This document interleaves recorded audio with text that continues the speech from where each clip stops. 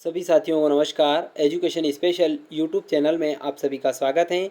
जैसा कि सभी साथियों को पता है, एजुकेशन स्पेशल यूट्यूब चैनल एक ऐसा ऑनलाइन प्लेटफॉर्म है जिसके माध्यम से समय समय पर शैक्षणिक गतिविधियों की जानकारी आप तक उपलब्ध कराई जाती है। आज फिर मैं कक्षा 9वीं और 11वीं के जो उत्तर पुस्तिकाओं के मूल्यांकन के संबंध में जो महत्वपूर्ण निर्देश हैं वो निर्देश आपके लिए लेकर आया हूँ। आशा करता हूँ कि ये निर्देश आपके लिए बहुत ही उपयोगी साबित होंगे और आपके जो मन में जो प्रश्न हैं उन प्रश्नों के शंका समाधान इन निर्देश के माध्यम से हो जाएगा। इससे पहले यदि आप चैनल पर नए हैं और अभी तक आपने चैनल को सब्सक्राइब नहीं किया है तो प्लीज़ आप चैनल को सब्सक्राइब कर लें, बेल आइकन को प्रेस कर लें ताकि इसी प्रकार के जो वीडियो प्रेषित किए जाएंगे उनके नोटिफिकेशन आपको मिलते रहेंगे। आइए जानते हैं हम उन कक्षा 9वीं और 11वीं की उत्तर पुस्तिकाओं के मूल्यांकन के संबंध में निर्देश क्या क्या हैं। निम्नानुसार निर्देश हैं। पहला बिंदु है सुरक्षा व्यवस्था। परीक्षा समाप्ति के उपरांत केंद्राध्यक्ष द्वारा उसी दिन लिखित उत्तर पुस्तिकाएं संबंधित विकासखंड मुख्यालय के उत्कृष्ट विद्यालय में भेजी जाएगी। अतः परीक्षा केंद्र से विकासखंड मुख्यालय तक मूल्यांकन के दौरान आवश्यक पुलिस व्यवस्था अपने स्तर से करा लें।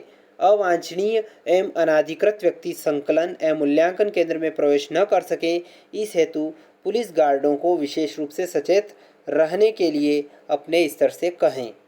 दूसरा बिंदु है कक्षा 9वीं में सतत और व्यापक मूल्यांकन हेतु निर्देश। प्रदेश के विद्यालयों में शैक्षिक उद्देश्यों को प्राप्त करने एवं शिक्षा की गुणवत्ता में अभिवृद्धि हेतु राज्य शासन ने प्रदेश के समस्त हाई स्कूल उच्चतर माध्यमिक विद्यालय की कक्षा 9वीं में सतत व्यापक मूल्यांकन के अंतर्गत 20% अंक दिए जाने का निर्णय लिया गया है। सतत एवं व्यापक मूल्यांकन हेतु पाठ्यक्रम तथा गतिविधियों के आयोजन की संपूर्ण प्रक्रिया की जानकारी लोक शिक्षण संचालनालय द्वारा पृथक से उपलब्ध करा दी गई है। उपरोक्त निर्णय के अनुसार प्रदेश के विद्यालयों में प्रत्येक शनिवार को प्रथम 3 कालखंडों में सतत और व्यापक मूल्यांकन हेतु गतिविधि संचालित की जाएगी। इसी अनुक्रम में वार्षिक परीक्षाफल बनाया जाएगा। इस हेतु निम्नानुसार निर्देश प्रसारित किए जाते हैं। बात करते हैं राज्य शासन का जो आदेश है 2015 का 28 जून 2016 में प्रेषित किया गया था। लोक शिक्षण संचालनालय के पत्र क्रमांक RMSA 2017-1257 4 सितंबर 2017 के अनुसार सतत और व्यापक मूल्यांकन 3 क्षेत्रों में किया जाएगा, जिसमें अधिभार का प्रतिशत भी इस प्रकार रहेगा। शैक्षिक क्षेत्र जिसमें भाषा सेकेंड, भाषा थर्ड, गणित एवं सामाजिक विज्ञान 80% इसका वेटेज रहेगा। शैक्षिक क्षेत्र 20% और सह पाठ्य कार्यकलाप उसका दोनों का मिलाकर 20%, ऐसे करके 100% का रहेगा। कक्षा 9वीं में वार्षिक परीक्षाफल मूल्यांकन के लिए निम्नानुसार अंक प्रक्रिया मार्किंग स्कीम अपनाई जाएगी।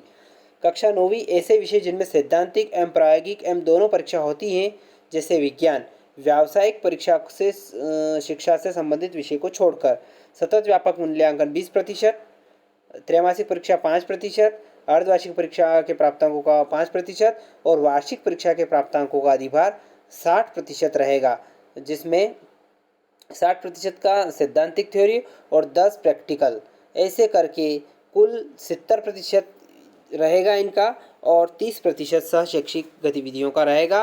कुल मिलाकर 100% यहाँ पर अधिभार हो जाएगा।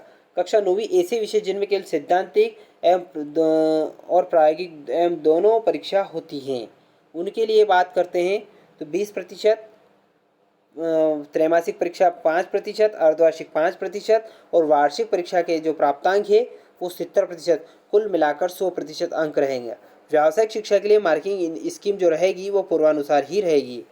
बात करते हैं शैक्षिक क्षेत्र में गत वर्षों के अनुरूप 6 अनिवार्य विषयों में निर्धारित पाठ्यक्रम के अनुसार त्रैमासिक, 6 माही एवं वार्षिक परीक्षा द्वारा मूल्यांकन किया जाएगा।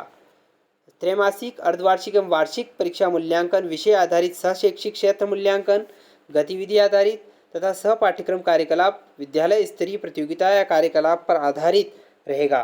तीनों के संयुक्त आधार पर उपरोक्त कंडिका में वर्णित अंक प्रक्रिया अनुसार वार्षिक परीक्षा फल प्रदान किया जाए।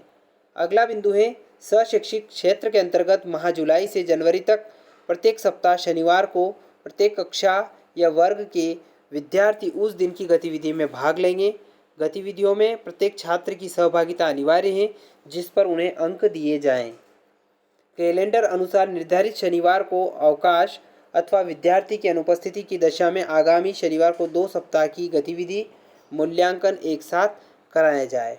उपरोक्तानुसार प्रत्येक माह की गतिविधि के लिए निर्धारित 40 अंक 4 सप्ताह के लिए प्रति 10 अंक के मान से हेतु अंक विभाजन निर्धारित रहेगा। इस प्रकार छात्रों को उपरोक्तानुसार सह शैक्षिक क्षेत्र में 7 माह गतिविधियों में भाग लेने पर कुल 10 अंक, ग 4 सप्ताह बराबर 40 अंक, ग 7 माह 280 में से अंक प्रदान किए जाएं। सतत एवं व्यापक मूल्यांकन की गतिविधि का संचालन, मूल्यांकन तथा रिकॉर्ड का संधारण कक्षा अध्यापक द्वारा किया जाएगा। अन्य विषय शिक्षकों को भी प्राचार्य द्वारा कक्षाएं आवंटित की जाएं ताकि कक्षा अध्यापक की अनुपस्थिति में सीसीई गतिविधि एवं मूल्यांकन कक्षाओं में नियमित रूप से जारी रह सके।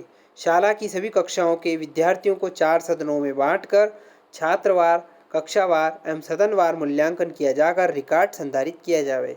विद्यालय का संपूर्ण रिकॉर्ड परीक्षा प्रभारी के पास समेकित रूप से अन्य परीक्षा अभिलेखों के समान 1 वर्ष के लिए सुरक्षित रखा जाए। उपरोक्त के अतिरिक्त सह-पाठ्यक्रम कार्यकलाप हेतु शैक्षिक कैलेंडर में दर्शाए अनुसार पूरे वर्ष भर आयोजित होने वाले कार्यकलाप अनुसार भी छात्र द्वारा विद्यालय स्तर की प्रतियोगिताओं एवं गतिविधियों में सम्मिलित होकर अर्जित उपलब्धि अनुसार अंक प्रदान किए जाएं। इस हेतु दिए गए विवरण अनुसार अधिकतम 220 अंक रहेंगे। शैक्षिक बिंदु 3.6 के अनुसार 280 अंक, सह पाठ्यक्रम कार्यकलाप में बिंदु 3.8 अनुसार 220 अंक। इस प्रकार कुल 500 अंकों में से अंक प्रदान किए जाएंगे। प्रत्येक माह में विद्यार्थी के व्यक्तिगत प्रदर्शन एवं विद्यार्थी के निर्धारित सदन के द्वारा अर्जित अंकों को जोड़ा जाकर सतत एवं व्यापक शिक्षा गतिविधि मूल्यांकन पंजी पर संधारित किया जाए। वार्षिक परीक्षा के उपरांत शैक्षिक क्षेत्र में त्रैमासिक, छमाही एवं वार्षिक परीक्षा एवं प्रायोगिक में प्राप्त अंकों के साथ शैक्षिक क्षेत्र एवं सह पाठ्यक्रम कार्यकलाप में विद्यार्थी द्वारा अर्जित उपलब्धि अंक के अंक जोड़े जाकर वार्षिक परीक्षा फल की अंक सूची प्रदान की जाए। अंक विभाजन इस प्रकार रहेगा। मूल्यांकन की बात करें तो परीक्षा त्रैमासिक परीक्षा 500 अंक का 5%, अर्धवार्षिक 500 अंक का 5%, वार्षिक परीक्षा 500 अंक का 70% और सह शैक्षिक क्षेत्र एवं पाठ्यक्रम कार्यकलाप मूल्यांकन 500 का 20%। ऐसे करके 100% रिजल्ट तैयार होगा। कक्षा 9वीं की वार्षिक परीक्षा में प्राप्तांकों की गणना हेतु बेस्ट 5 पद्धति अपनाई जाए, जिसके अंतर्गत जिन 6 विषयों में लोक शिक्षण संचालनालय द्वारा परीक्षा ली जाती हैं उनमें से 5 विषयों में विद्यार्थी सबसे अधिक अंक हों। परीक्षा की गणना हेतु उन 5 विषयों को अंकों को लिया जाए। कक्षा 9वीं की वार्षिक परीक्षा में प्रत्येक परीक्षार्थी को 5 अंकों का लाभ क्रमांक के रूप में दिया जा सकता है। यह लाभ या तो सभी विषयों में अथवा किसी एक विषय में दिया जा सकता है। त्रैमासिक परीक्षा, अर्धवार्षिक परीक्षा एवं वार्षिक परीक्षा में अधिभार देने के पश्चात प्राप्त अंकों में सैद्धांतिक एवं प्रायोगिक विषयों में उत्तीर्ण होने के लिए पृथक पृथक न्यूनतम 33% अंक लाना अनिवार्य होगा। कक्षा 11वीं मूल्यांकन हेतु निर्देश। 11वीं वार्षिक परीक्षा फल मूल्यांकन हेतु निम्नानुसार अंक प्रक्रिया अपनाई जाएगी। ऐसे विषय जिनमें सैद्धांतिक परीक्षा होती है जैसे कि विज्ञान, व्यावसायिक प्रशिक्षा से संबंधित छोड़कर सीसी 0%, त्रैमासिक परीक्षा का अधिभार 5%, अर्धवार्षिक का 5%, वार्षिक परीक्षा के प्राप्तांक का 70% और 20% प्रैक्टिकल की थ्योरी का। ऐसे करके 90% ये रहेंगे और 10% दोनों त्रैमासिक अर्धवार्षिक, कुल 100% का अधिभार होके रिजल्ट तैयार करें। और जिन विषयों में सैद्धांतिक और प्रायोगिक दोनों परीक्षा होती हैं उनकी बात करें तो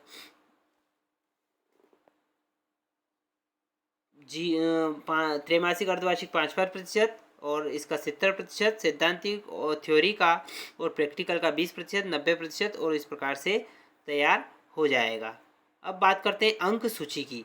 अंक सूची राष्ट्रीय माध्यमिक शिक्षा अभियान लोक शिक्षण संचालनालय द्वारा कक्षा 9वीं एवं 11वीं की अंक सूची प्रदान करने हेतु सॉफ्टवेयर बनाया गया है।